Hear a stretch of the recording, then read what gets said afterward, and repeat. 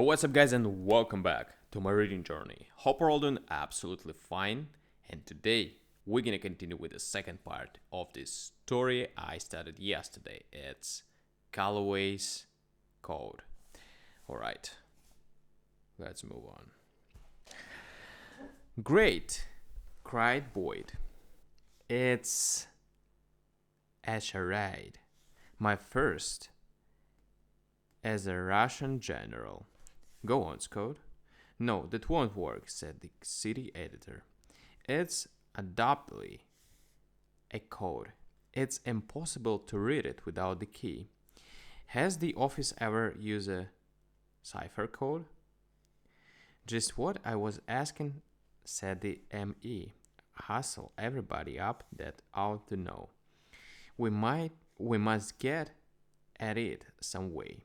Calloway has evidently got hold of something big, and the censor has put the screws on, or he wouldn't have cabled in a lot of chop suey like this.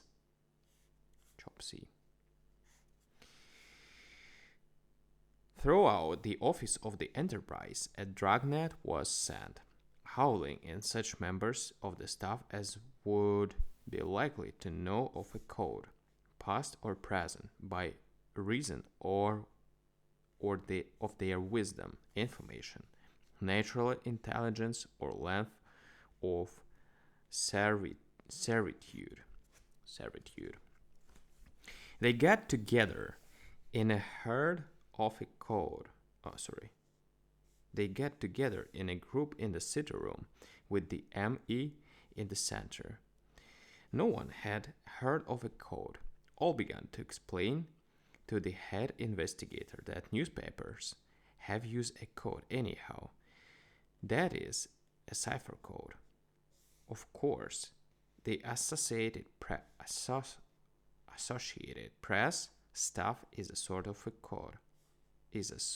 code. An abbreviation, rather, but the ME knew all that and said so. He asked each man how long he had worked on the paper. Not one of them had drawn pay from an Enterprise envelope for longer than 6 years. Calloway had been on the paper 12 years. Try old Heffelbeyer, said the ME. He was here when Park Row was a potato patch.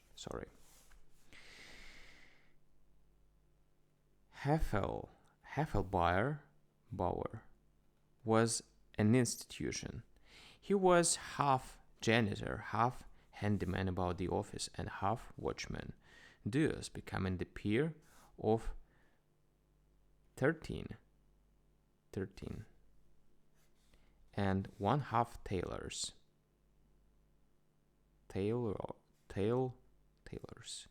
Sent for, he came, radiating his nationality. Heffelbauer, said the ME. Did you ever heard of a code belonging to the office a long time ago? A private code. You know what a code is, don't you? Yeah, said Heffelbauer. Sure, I know what a code is. Yeah, about 12 or 15 years ago, their office had a code.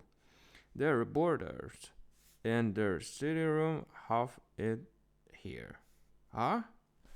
Said the ME. We're getting on the trail now.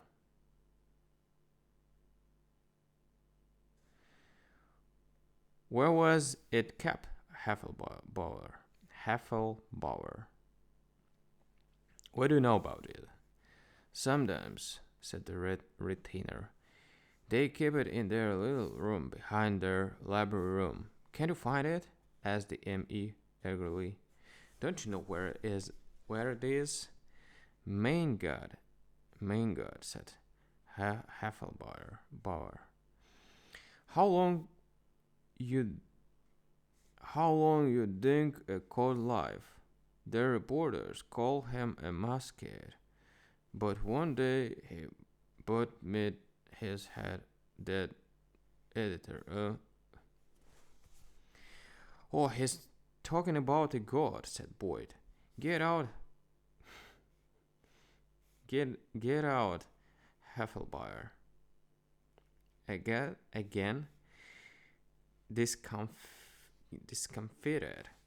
they concerted with, and the source of the enterprise huddled around Calloway's puzzle, considering its mysterious words in vain. Then Wesley came in. Wesley was the youngest reporter. He had a 32-inch chest and wore a number 14 collar, but his bright Scotch plaid suit gave him presence and conferred no obscurity upon his whereabouts.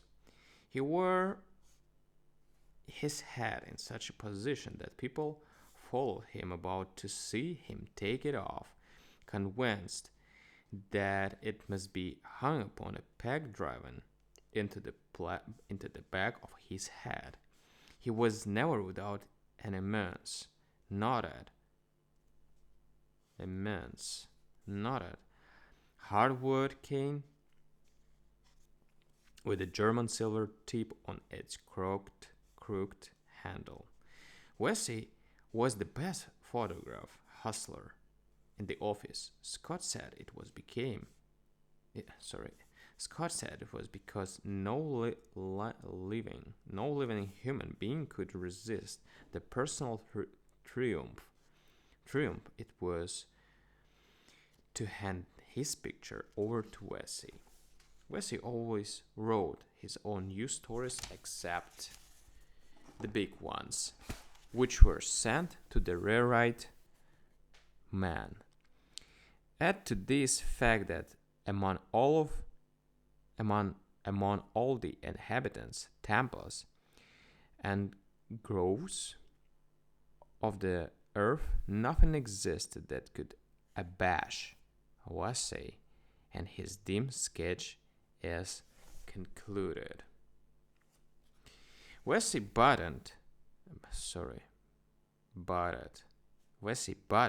the circle of cipher readers, very much as Heffelbeyer's code would have done, and asked what was up. Someone explained with a third touch of half familiar condensation that they always used toward him. Wesley reached out and took the cablegram from the ME's hand. Under the protection of some special providence, he was always applying things like that, and coming off unscathed.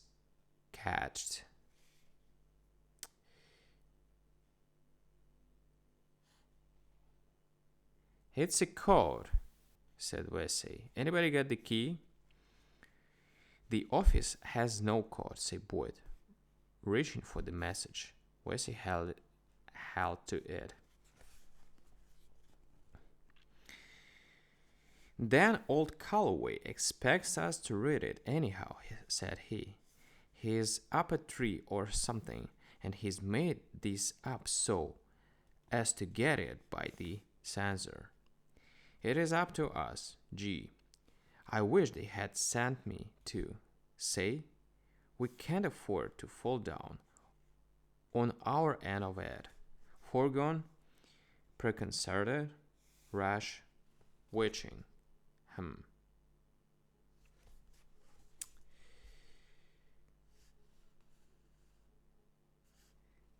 Wesley sat down at the table corner and began to whistle softly, throwing at the cablegram.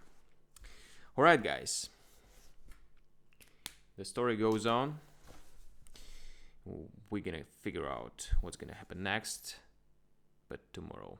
Thank you for joining me today, and see you on the next part. Bye.